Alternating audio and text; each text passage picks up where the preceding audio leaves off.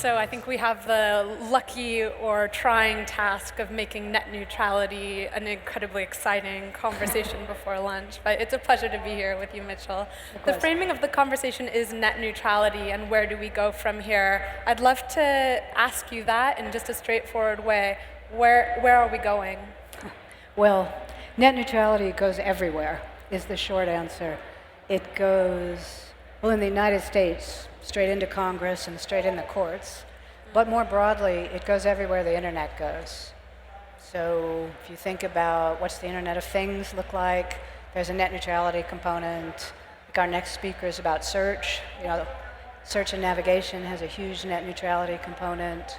If you think about global business and trying to build your business into a really global platform, that's got a huge net neutrality component to it as well. So the short answer is everywhere. Tell me, I mean, I think that net neutrality is a buzzword, but its immediate relevance for entrepreneurs especially and people in the startup community is assumed, but not always understood. Right now, tell me why every entrepreneur should care about net neutrality given what has already been resolved in the United States. Sure.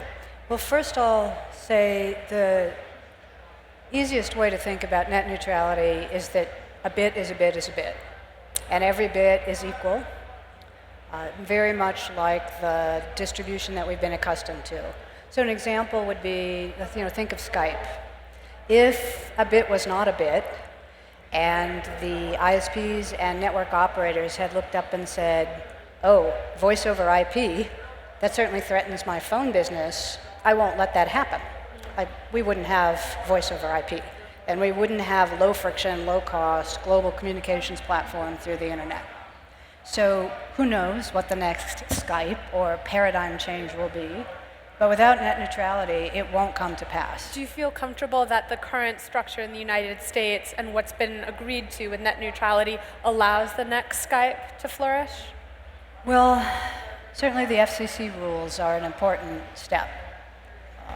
Some people don't want any regulation, especially in the tech industry, but we've already seen that the business constraints of the network operators and ISPs have already led to blocking or throttling of content that doesn't fit their business. So without regulation now, we'll end up in a model more like cable TV. Mm-hmm. So the FCC rules are good. We have potentially fights both in Congress and in the judicial system. So I would say for entrepreneurs, it would be good to follow this topic. At Mozilla, we've been involved, so you can follow it easily through, the Mozilla advocacy, or there's other groups around, but we're not really done yet, and it's a ripe topic in the rest of the world. So it could be, for example, that your bits in your app can flow in the United States, but they can't flow in other countries. Right. And that you have to go and figure out who the dominant player in that country is and try and make whatever deal with them you can. What are the main differences between Europeans' approach toward net neutrality and America's? And is it better off for entrepreneurs in America than it is for European entrepreneurs? Well, that's an interesting thing. Europe in general tends towards greater comfort with regulation. But in this case, I think the United States is in the lead in net neutrality. So very much up in the air in Europe. And of course, if it goes the other way, right, then it's not great. And it's going to be difficult for Europe, I think, to be the lead in building global platforms. Okay. Does your advocacy continue in the United States right now? What are your main priorities? Oh, for sure. So, net neutrality is not done. We are also really active in anti-surveillance and in privacy legislation in the United States. And we're beginning, in fact, just this week, just yesterday, to get involved in the zero rating aspects of internet access as well. So tell me a little bit more about that, about the zero rating. Well, zero rating is the idea that some websites and apps are free, and the data use is free, but not others. Mm-hmm. And that can either be pre-selected, and so if they're pre-selected, you're back to the centralized control model, or each new app developer pays for its own data. Again, very difficult.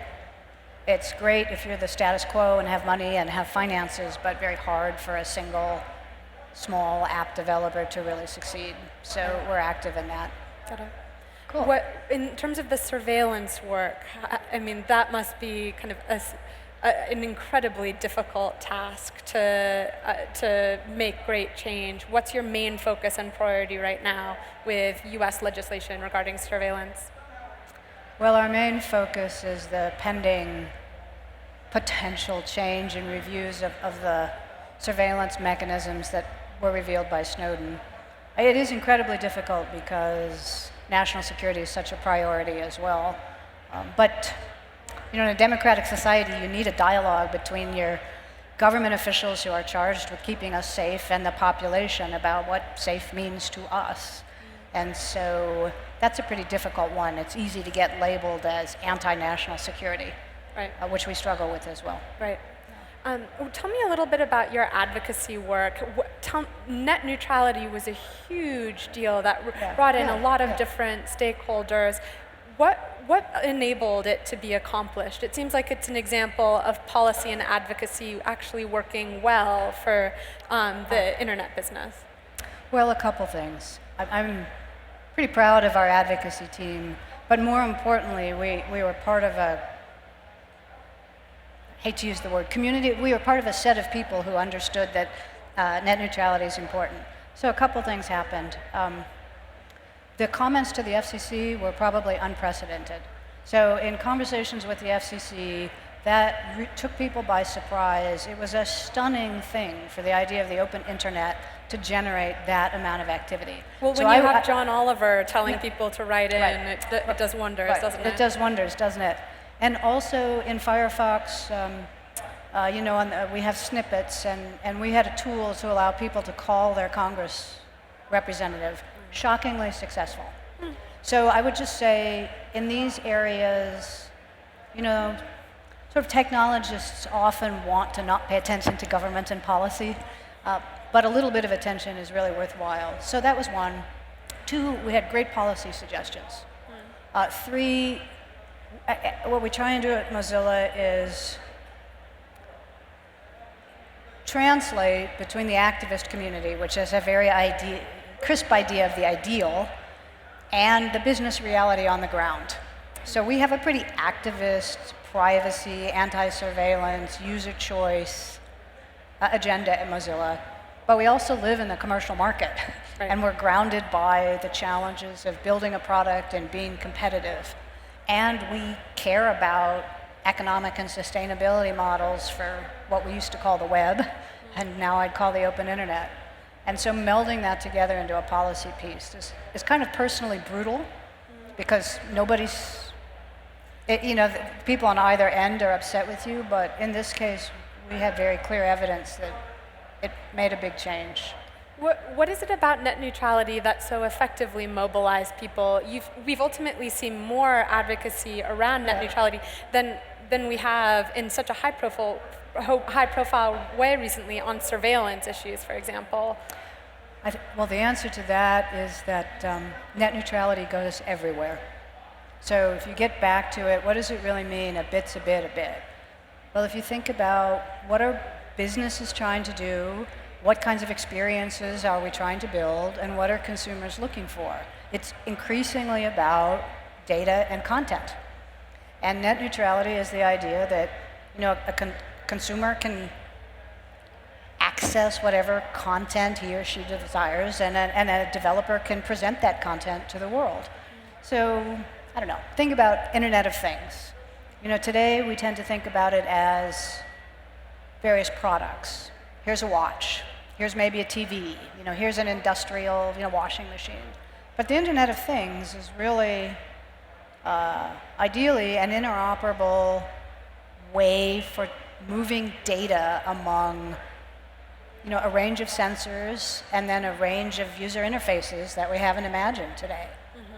Like there will be sensors everywhere, shoes, tables, chairs. They're not going to have user interfaces. I'm not going to build an app store for the sensors in my smart shoes. Right? All of that is data gathering and movement. So how do we actually make that system open, interoperable, in Mozilla's case, open source. You know, we have Firefox OS. That's our, we think of it about phones, but the real long-term goal is an open operating system for the computing environment of the future, which is a data environment, like even more than today and even more than a particular app. It's the movement of data. And so if you don't have net neutrality, that's going to be a very fragmented system. Do you think ultimately that consumers will pick up some of the cost of it? Like, there's been discussions about whether or not consumers should pay for higher tiers of internet use. So if you use more broadband consumption and data, you should have to pay more for it. Will that ultimately gain steam in the US for home plans?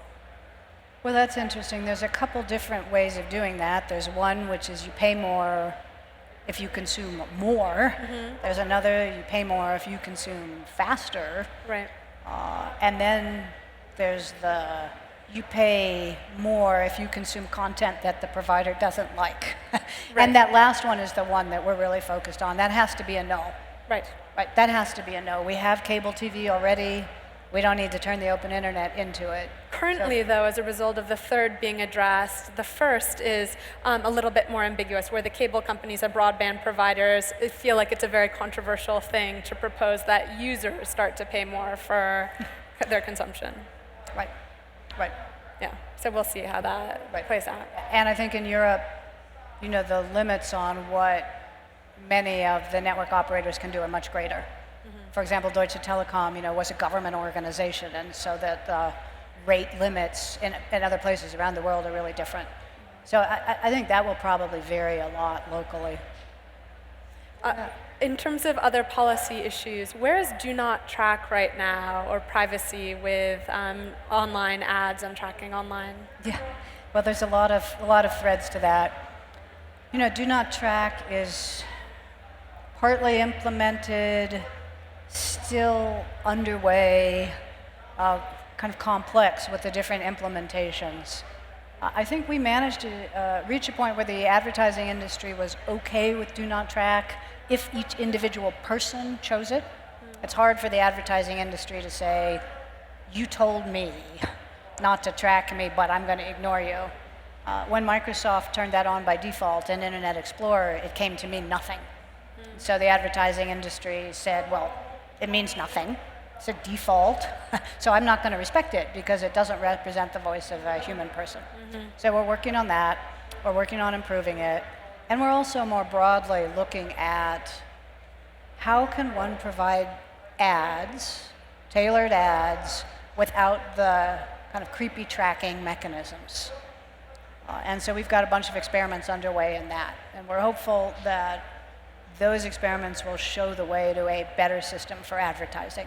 A lot of people don't like advertising, but the reality is it supports a ton of business. But why has it been such a slow-moving area, ultimately, with pushing forward there? Well, it's slow because it's complex, it's highly developed, there's a ton of players in it, and an unbelievable amount of money. Right. And the system is generating vast amounts of money right now.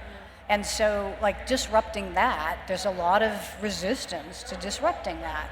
And also, there's the activist view of, I don't like ads, I want all ads to go away, and everything should be free, which is an idealistic view, but not realistic in terms of generating content and value. Right. So, first there's the technology piece, then there's the exploration piece. And that piece, Mozilla has been slow at that because the idea of Mozilla and ads freaks people out. And so we feel like advertising is the model of the free content, and it needs to change. It has to change, and so we should do something about it. Like in the technology part of providing customized ads without tracking people, we're pretty far along. But then there's the, oh my God, Mozilla, and ads piece. And that's taken us a while to work our way through to be able to say, yes, we can't change the advertising model unless we demonstrate something else works. Right, right. And so there's a lot of angst among our core supporters that has caused us to go very, very slowly. But I think you'll see that start to increase in velocity this year. If you were... And so I would just say I expect another wave of public oh, Mozilla and ads, like Right. angst. Right. But you can't change it Right. if you're not showing a better way. Do you think that Mozilla's role in the industry is likely to change in the next few years? Our role. I think not so much our role, maybe, but as where we show up in the customer experience. Okay. So our role, doesn't change. We're actually a nonprofit organization with a mission. Build the internet as a global public resource, open and accessible to all. So that's our role. That won't change. Where that shows up will change. Like clearly, desktop browsers aren't enough to drive the things that we want. So where do we show up? And so we talked recently about a version of Firefox, on iOS. We found a lot of people move to Chrome because they want to sync. Okay, so we can't really build all of Firefox on iOS because Apple doesn't allow it, but we should solve that. A lot of interest in the mobile space. So where that shows up, we show up in policy a lot more, and we show up in a range of different places in the user experience. Mm-hmm. And the policy component in terms of your job, is that likely to increase in the coming years with all of these other problems and issues coming down the pipeline? I don't know about me personally. I was the conservative voice inside Mozilla that for many years did not want to do a lot of policy because I thought it would be very local. We would end up almost too much focused in the US, and it would eat all of our energy. But probably 3 or 4 years ago, I was convinced to change my mind because policies just affects us more and more. So I think Mozilla will do more in policy, but also equally, probably more important, is showing up in more places in the consumer experience. Or, it shocks people, but we're experimenting with advertising. We're experimenting in the mobile space, both with the full operating system. It turns out that if you use a browser on Android, you can't get a better one than Firefox. Right. That's not where people spend most of their time, but in terms of understanding what the experience should be like, we have a good, solid basis there. Where does that show up, and what do we do with that? Okay.